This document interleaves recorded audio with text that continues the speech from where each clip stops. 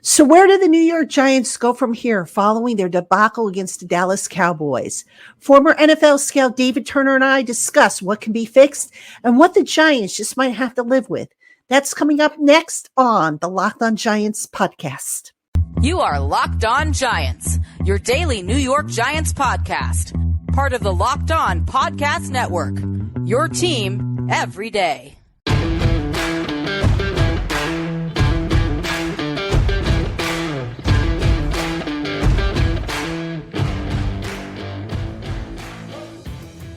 Today's episode of the Locked On Giants podcast is brought to you by Prize Picks. Go to prizepicks.com/LockedOnNFL and use the promo code LockedOnNFL for a first deposit match up to $100. That's prizepicks.com/LockedOnNFL for a first deposit up to $100. Hello, New York Giant fans, and welcome to another edition of the Locked On Giants podcast, part of the Locked On podcast family, your team every day. My name's Patricia Traina, P-Train, and we are here free and available wherever you get your podcasts. So shout out to all my first-timers, my everydayers, my subtexters, and everybody in between. And, yesterday I was asked on Twitter, and I forgot to do this. I was asked to give a shout out to one of my Twitter followers who was depressed by yesterday's Giants game. So let me just do that right now. This is Twitter follower Badger Tiki Cut Neal, I think is what he's called. So shout out to you, my friend. Hang in there. Things have got to get better, I would think. And we're going to talk about the Giants debacle with former NFL scout David Turner, who's going to tell us what can be fixed, what can't be fixed, what the Giants are just going to have to live with. And first off, David, welcome to the program. As always, we're coming a little, a day late, but night games, you know how I feel about night games. Especially home night games. I got you. Yeah, I'm breathing in fumes right now, but you know what? We're here. We're going to probably get riled up as we talk about Sunday night's debacle. So let's start this off, David. Biggest problem for the New York Giants against the Dallas Cowboys, as if I didn't know the answer. Well, yeah, exactly. I think you know exactly where I'm going with this. It's going to be the offensive line. It's going to be the headache in which they didn't address in the offseason. It's the one that, even on waiver day when people were picking up tackles left and right and offensive linemen were, being traded for conditional 7th-round picks, the Giants did nothing. And it was something we talked about in the preseason, how, the offensive line needed to be addressed. We try to be positive about the interior offensive line, but what really got exposed, obviously, is the edge rushers and the edge blockers. Both tackles, especially Evan Neal, just got absolutely run by last night. It was awful to watch him even try an attempt to block, Micah Parsons and what the Dallas Cowboys have. So what bothered me the most was the play calling, though. At the end of the day, when you got a rainy game, when you have a slippery surface, when you're struggling to protect your quarterback, not keeping 6 in, not even checking in an extra offensive lineman to run the ball. I mean, we saw Bill Belichick last season, I think, threw like 3 passes and ran the ball the rest of the time in a sloppy, messy game up in New England. But he did it with 6 offensive linemen for 89% of the plays. And guess what? His ego wasn't in the way of winning that game. And as much as we give, him problems for a lot of what Bill does, he still didn't have an ego in that game. He said, we need 6 offensive linemen. We need to run the ball, like 45 times. And we did. And he did. And he won the game. Last night, to start the game, we had some movement up front. We were able to run the ball a little bit to start. And then, boom, we shut it down. We started throwing the ball in a very wet, sloppy, messy game, windy game. And you know what? That was more ego of we're going to run our offense. We need to get some reps in here. And again, get your reps in preseason. You only had your starting offense do like 9 snaps in preseason. They looked fantastic, and then you pulled them, and that's all they got together. You have all these new pieces. You have all these new, parts of the car, and you didn't run it at all. during preseason. One preseason game, drive is not enough. We said it with Joe Judge, and we got to say it again here. The coaching has to be better. You got to get these guys ready for week one. You cannot drop winnable games in the NFL. And this game was winnable, although the play calling, to me, Kafka, it's on you, brother. It really is, because you didn't run the football down their throats. You got 3 viable backs. You have 6 offensive linemen. Go run the ball down their throats. David, I want to ask you specifically about Evan Neal. Now, I started looking at the film today. I saw a guy who at times struggled with his pad level. His feet looked heavy at times. At times he looked like he was bending at the waist. I mean, other than that, how was the play, Mrs. Lincoln, right? What do you see when you look at Evan Neal? And do you think, is it too soon to panic with him? Or do you think he's just got guard written all over him? I wouldn't say it's too late to panic on Evan Neal, but again, you got to help a young man out that's struggling. That's something that I don't get with offensive coordinators. I struggled with it my whole career. When different offensive coordinators I worked with just didn't give help to struggling players. I'm like, why? Why not help a young man who's struggling, with an extra chip block, an extra offensive lineman, an extra tight end? Just stay in with 6 and help him out, do some slide protection and what have you. I mean, they were looping and different stuff, even that a 6 offensive lineman on the edge wouldn't have mattered because the inside guy was turning his shoulders and giving a crease. That only is fixed with some slide protection, and let your guards and centers come down hard on the guy inside, and then the guy who's looping can't get around because they're already engaged. They were just straight up base blocking almost with 5, and we called it 50 protection, right? And I don't get that at all. I really don't understand when they struggled so much, and that ground looked slick on both sides of the ball. Neither offense looked stellar running or anything when it came to cutting and breaks and this and that. So again, for me, when you see the sloppy conditions, that's football. Let's go. Line it up. Get everybody, in the trenches, just geared up to have a slobber knocker, and let's get after it. But last night, Kafka started throwing the ball around, and again, you're not going to win that way in a sloppy game. It's just not going to happen. When football is won in the trenches, and last night we could have won in the trenches because Dallas's defensive line is not the heaviest defensive line. It's not the stoutest defensive line. Their linebackers don't like when you're running at them. So if you would have just buckled in and said, hey, listen, I know we want to throw it tonight, but we're throwing the ball 10 times and we're going to run 300. You know what I mean? Let's go. Right. Now, the Giants ran the ball 28 times. They also they attempted 30 passes. Did you see a lot of room for the Giants when they ran the ball? I mean, some of the run blocking I thought was a little bit inconsistent. Did you see something maybe different to where maybe they could have exploited the run defense? I know that was a weakness coming in. That was one of the keys that I identified in my preview. But what did you see from the Cowboys run defense that makes you think that they could have maybe had a little bit more success doing that if they had run more than 28 times?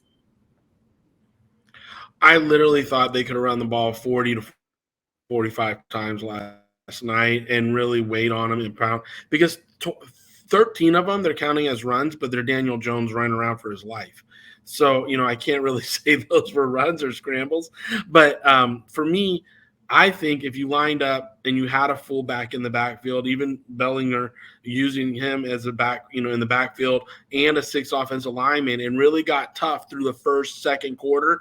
In the third quarter, you could have put Breida in, and all of a sudden, bam, here comes some speed. Here comes some toss plays. Those guys are tired. You've leaned on them for 2 quarters. You really got them starting to gas, put their hands on their hips. Now let's give them some speed.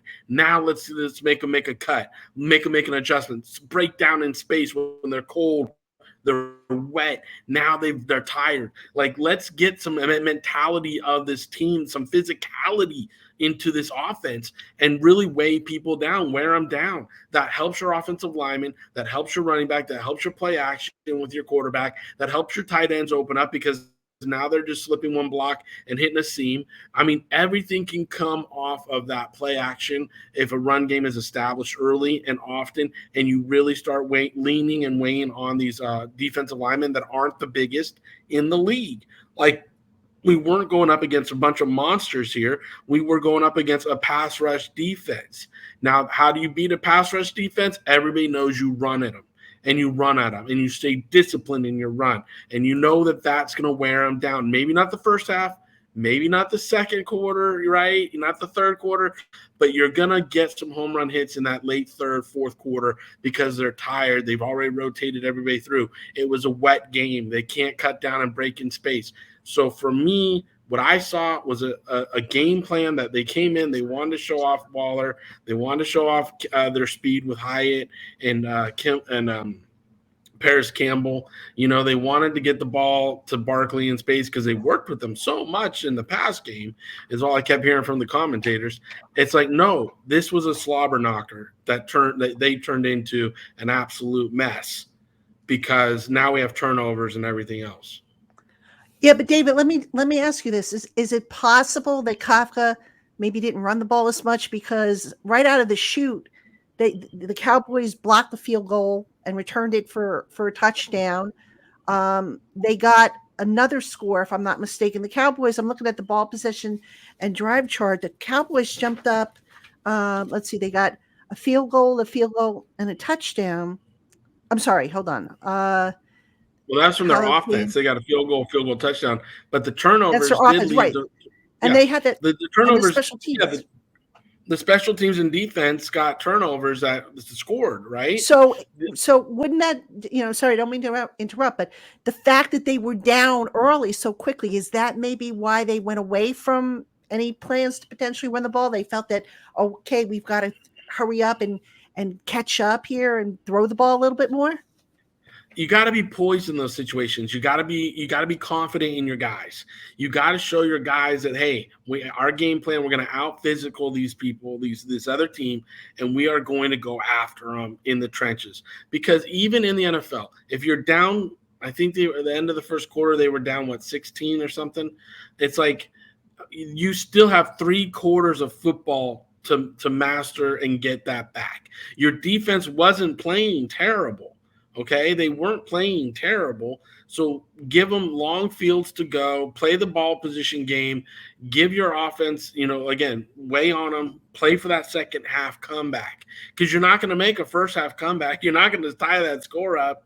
You're not going to go to halftime 14-16 with the way the conditions were and the way your offensive line were blocking.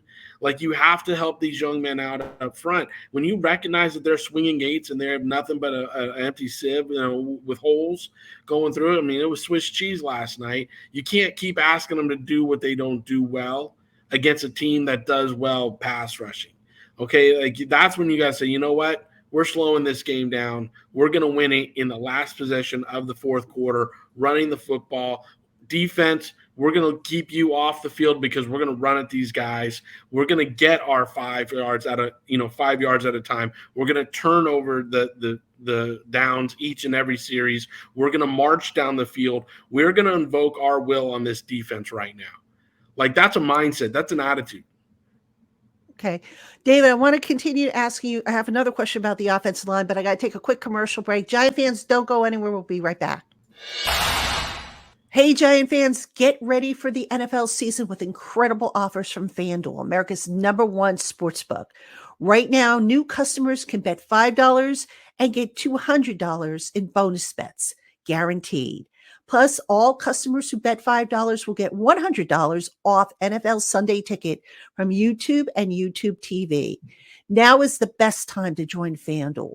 The app is easy to use, and you can bet on everything from spreads to player props and more. So visit FanDuel.com/LockedOn and kick off the NFL season with an offer you won't want to miss. FanDuel, official partner of the NFL. All right, Giant fans, welcome back to Locked On Giants. You got Patricia Traina, P-Train with David Turner, who joins me every week, and we break down the Giants, and we're breaking down a major breakdown. David, I want to stay on the offensive line for a moment here. You mentioned the Why guy not? inside when we The Cowboys D-line did. yeah, they did. You mentioned the guy inside when we were talking about Evan Neal, and that, of course, would be Mark Lewinsky. And I want to just ask you, I didn't think Lewinsky had that great of a game either. How much do you think that's affecting Neal, or is it Neal affecting Lewinsky, or how does that dynamic look to be working to you? Besides the fact that it's really not working so far, but where, in other words, like who's maybe having more of a influence on how that right side of the line is functioning? Well, okay. So for me, there was disconnect in understanding pass off and who was getting who in a lot of the twists. There was confusion. The center wasn't even helping them out that way because what Dallas was doing was overloading the left side, like they were going to come left, and then all of a sudden bring extra or bring a twist on the right side.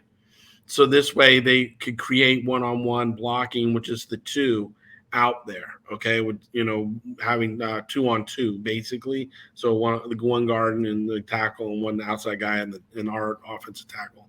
So what they were trying to do is create a situation where you had 2-on-2 out there, which was technically basically 2 1-on-1s, right? Now when you do that, it's to the defensive advantage often because those guys know what they're about to do in the pass rush. It's just like the opposite. Like a receiver always has the advantage because he knows where he's going, and the DB has to guess, right? Well, on offensive line play, I don't know where the D line's going, so I got to react, and my guy next to me has to bond next to me. That's why playing and reps in preseason would help that communication. But because we kept trying to figure out who was going to be our guards and we kept making a rotation there, they didn't get a solid connection and understanding. I think there's going to be some great learning tape here on, hey, these guys did this, they overloaded left, so basically they flashed left, came back right with a game, and then it was a straight rush from the left side, which was fine because they were like, hey, it's going to be hard to get around, Thomas anyway, so why even try?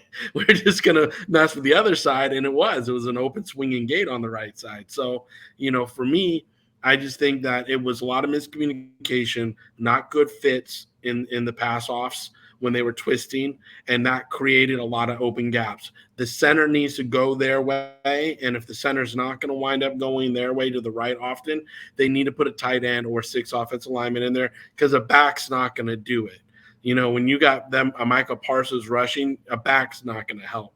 You need a bigger body to put on a Michael Parsons, on an Armstrong. You got to put more muscle over there to really work with those guys. A back's not going to help. So again, that's why I keep preaching that 6 offensive linemen. I keep preaching putting tight ends over there, sliding, doing a 70 protection or something where you're going to slide their way, because it's gonna help them out and put big bodies on big bodies. Without doing it that way, you really expose Daniel Jones, who you just paid a ton of money to more abuse. And again, it's just I don't understand why there's such a pushback on putting 6 in on protection. Like you do not need 5 out in the route or 4 out in the route all the time. Yeah, that's a good point. And speaking of which, and again, I know I'm beating a dead horse here with the offensive line, but it was one of the biggest problems of this game. So let me ask you this now. Andrew Thomas is dealing with a hamstring. As we record this, we don't know the severity of it or if it's going to cost him any game time. Hopefully not, although I think it's going to maybe limit him in practice. It wouldn't be surprised if he's limited. Your boy Matt Parrott suffered an arm injury. I think it was an arm injury. I think it was an elbow. They had to put he was stretching for the donut. Be nice, David. I didn't cuss. Trust me, okay. If it was my show, be nice. There would be some cursing going on.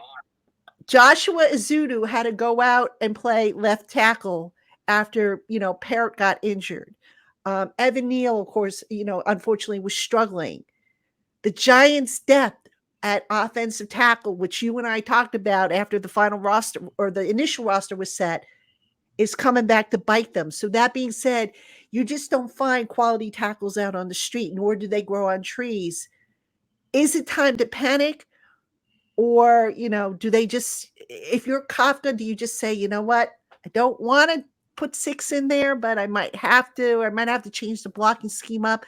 I mean, what do they do if, God forbid, Andrew Thomas can't play and Parrott is sidelined for, as well with whatever, the arm injury that he has. I mean, they've got Marcus McCaffin who, lost his rookie season. Anyway, I look at it, I mean, I think they're screwed regardless. I mean, or are they? Oh, absolutely. They're hitting the panic button right now.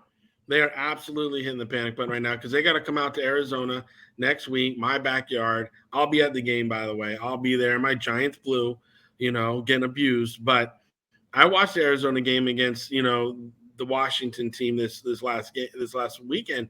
They don't have a bad defense. Their defense came to play. They play hard. They have a tough up front batch of guys that they, no name guys that no one really is giving any credit to, and they're going to come. They're going to bring the blitzes. They're coming from all over the place, and if they see a weakness like that, it's going to be a problem. We talked about it in preseason. I preached hard. I pushed as hard as I could on your show for them to go shop the waiving wire, go get somebody else, make a trade, do something, get some more talent, get rid of Parrott because he's just a walking marshmallow. And, I'm serious. He was like reaching for a donut or something, pulled a trap. And so now he can't play. It's just ridiculous. So, for me, they didn't address that enough in the draft, in free agency. They didn't even at the ninth hour, they didn't say, hey, you know what? We're screwed. We need to make a trade. We're going to give up a pick or two to get offensive linemen in here because we need to make sure our franchise quarterback is protected. Our franchise tag running back has a hole. Like, you got all this money tied up in this backfield now, and you went and got a tight end. Well, great, you got a tight end, but he can't throw the ball to him when he's on his back. You have to address this offensive line. They took way too long to do it. And like you said, you can go shop on a practice squad right now, but guess what? Getting on a plane and flying to Arizona ain't going to help a hamstring. That's a long plane ride. That's 5 hours. And you're going to get on a plane and fly 5 hours and then that hamstring is going to tighten up. I mean, and it's hot down here still. It's still 90, 100 degrees. Today was 110. So, it's not a cool way. You're going to get dehydrated, and even though it's indoors and they got the fans going, the heat gets to you out here. And if you got a hamstring issue, it's not the place to come play. It really isn't. So, for me, and like you said, Parrott, I don't think he's a brace it up kind of guy. I think there's more chance that Thomas plays than Parrott right now, just because Thomas is tougher than Parrott. Let's call it what it is. So for me, if they don't elevate somebody from the practice squad on Friday and they just go with what we got, we're in a lot of trouble. And again, the trouble comes in especially if they will not adjust that protection by putting 6 offensive linemen in the game. Yeah.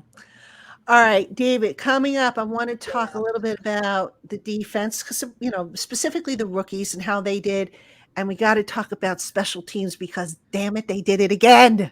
So we're going to take our final break, folks. Don't go anywhere. We'll be right back. Hey, Giant fans, if you're looking for a fun and different way to play fantasy football this season, you need to check out Prize Picks. Just pick 2 or more players, predict their stats, and sit back and see how they perform. It takes less than 60 seconds to make an entry, and best of all, you can turn a few bucks into some nice cash with the right projections. Prize Picks is the #1 daily fantasy sports app, known for its quick withdrawals, easy gameplay, and wide selection of player and stat types. And they offer weekly promotions that can lead to big payouts, like Taco Tuesday, when each Tuesday Prize Picks discounts select player projections up to 25% off to provide even more value. So what are you waiting for? Go to prizepicks.com/LockedOnNFL and use the promo code LockedOnNFL for a first deposit match up to $100. That's prizepicks.com/LockedOnNFL. And that promo code is LockedOnNFL for your first deposit match up to $100. Prize Picks, daily fantasy sports made easy. All right, everybody, welcome back to Locked On Giants. Patricia Traina here with David Turner. And David, I want to talk about special teams first, because every week it seems that something goes astray on special teams. Now, look, I get it. The players play, the coaches coach. At what point do we say to ourselves, look, this isn't just all on the players.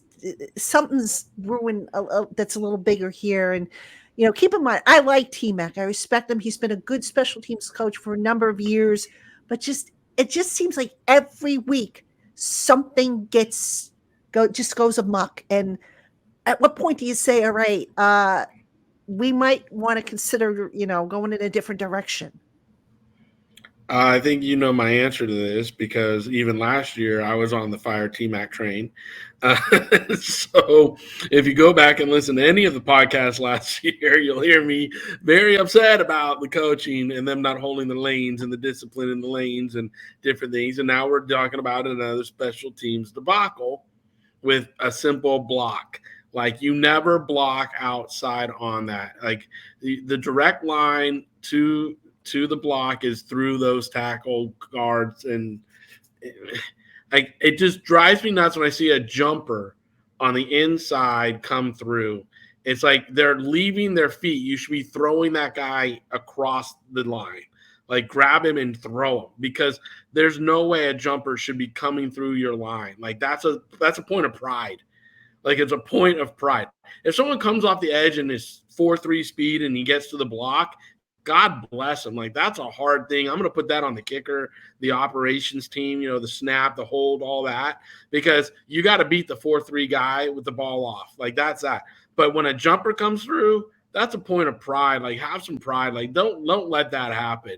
You got to take that person and chuck them. You just got to be like, no, you're not getting that ball. You're protecting your kicker. You're protecting your punter, everybody on the inside, by taking him and chucking him. So that should never happen. Anybody who chooses to block outside versus block inside, that's terrible coaching. And I'm just going to call it what it is, because if that happened in practice, that guy should not be on your special teams blocking in a game. And if it happened in practice, you should be reaming him up and down for going outside versus inside. And you just came off of 3 months of training camp, or 3-4 weeks of training camp. That should be drilled in their heads by now, that you always block inside. And I'm sorry, T-Mac to me has not had solid special teams in over 2.5 years. We've been complaining about it for a while now. I've been on your show. This is my 3rd year. Thank God. Thank you, because I love it. I love coming on here and talking football with you. But that being said, we've complained about special teams. I know I've hollered about it. And to me, he might be a nice guy. He might have all the answers on the chalkboard. He might, go into a meeting. Yes, coach, what? We didn't do this. We didn't do that. I know I talked to him about this and that, coach. I'll fix it, coach. But you're not. The players aren't responding.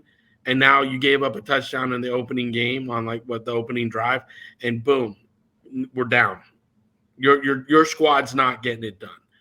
So for me, I mean, honestly, they're lucky I'm not the GM, because I'd be in there. Caff would be gone. T-Mac would be gone. And I'd be like, everybody in this room, if your backs aren't straight now, wait till next week, because your butts might be gone. Like, I do not care. The Giants need to win this year. They got too much money invested in this team. And if you can't get it straight, I will fire everybody in here and get new coaches in.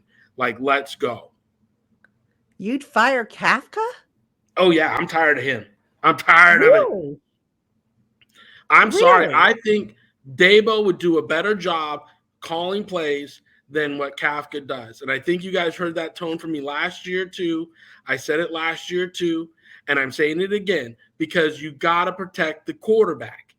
And he's not protecting the quarterback when he's doing the crap that he did last night.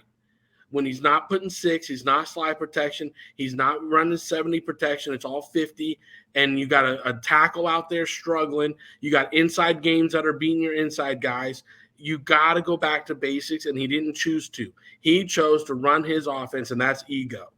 When you choose to run your offense versus choosing to win the game, that's ego. You got to check your ego, and I'm sorry, Kafka, if you're listening, you got to check your ego, and you got to run the ball, and you got to get physical, and you got to help your offensive line. Last year, your offensive line wasn't good. This year, your offensive line is not good. So figure it out. You've had a whole offseason to figure out how to help your offensive line, and you're not doing it with your play calling.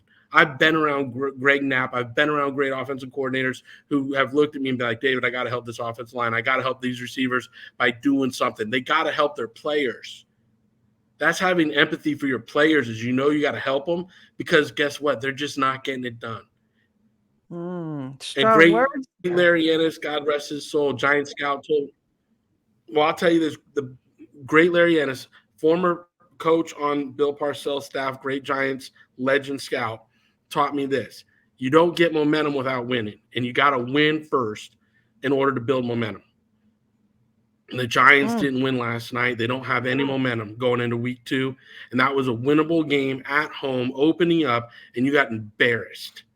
And now you got to take a long plane ride out to the desert against a team that played pretty dang hard against the Commanders, and the Commanders did everything in their power to lose that game, and they still won that game.